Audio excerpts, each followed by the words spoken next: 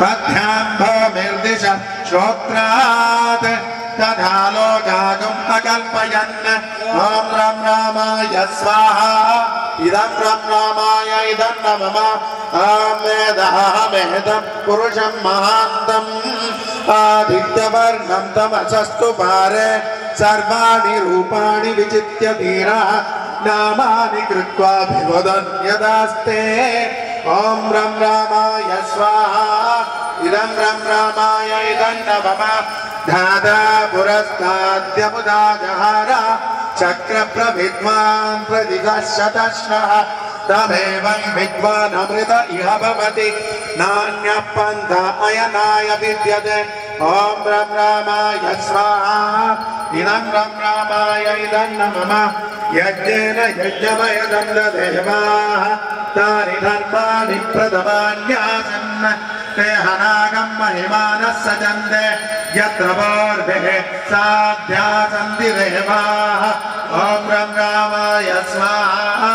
इदं रं रामाय इदं न मम अभ्यः सम्भूत पृथिव्यैरसाश्च विश्वकर्मणः समवर्तदाति तस्य त्वष्टा विदधद्रूपमेति तत्पुरुषस्य विश्वमाचारमग्रे ॐ रं रामाय स्वाहा इदं रं रामाय इदं न मम वेदाहमेदं पुरुषं महान्तम् आदित्यवर्णं तमसः परस्तात् तमेवं विद्वान् अमृत इह भवति नान्यः पन्था विद्यते यनाय ॐ रं रामाय स्वाहा इदं रं रामाय इदं न मम प्रजापतिश्चरति गर्भे अन्तः न जायमानो बहुधा विजायते तस्य धीराः परिचारन्ति योनिं मरीचीनां फलमिच्छन्ति वेदसः ॐ रं रामाय स्वाहा इदं रं रामाय इदं न मम यो देवेभ्यः आदपति यो देवानां पुरोहितः पूर्वो यो देवेभ्यो जातः नमो ऋचाय ब्राह्मये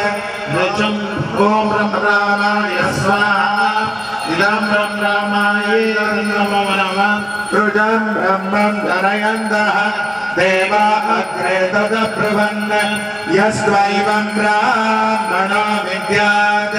तस्य देवा असन्वसे ॐ रं रामाय स्वाहा इदं रं रामाय इदं न मम क्रीश्चते लक्ष्मीश्च वज्ञो अहोरात्रे पार्श्वे